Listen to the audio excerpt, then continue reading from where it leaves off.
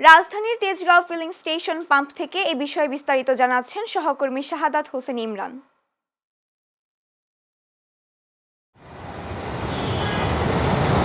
যেমনটা আপনি বলছিলেন, মধ্যপ্রাচ্য জুড়ে চলা অস্থিরতার কারণে রাজধানী সহ দেশের বিভিন্ন স্থানে জ্বালানি তেলের সংকটে তীব্র দেখা দিয়েছে।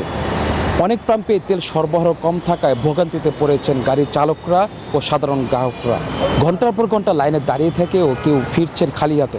এখন আমি অবস্থান করছি রাজধানী তেজগাঁওয়ের একটি ফিলিং স্টেশন পাম্পে।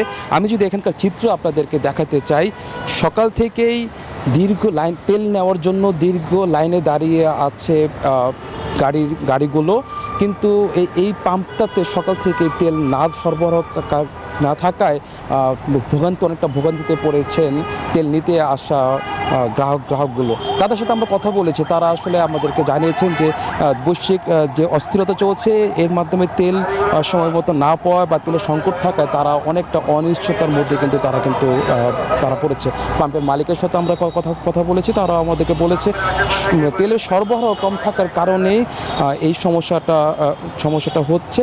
তবে তেল সরবরাহ যদি স্বাভাবিক হয়ে যায় তখন আবার আগের পরিস্থিতি ফিরে আসবে।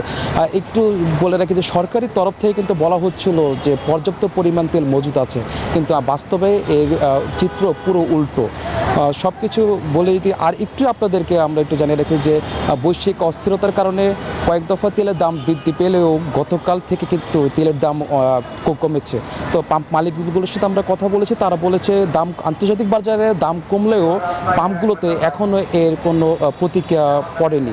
তবে আস্তে আস্তে কয়েকদিন পর থেকে পরিস্থিতি স্বাভাবিক হবে বলে তারা আমাদেরকে জানিয়েছেন।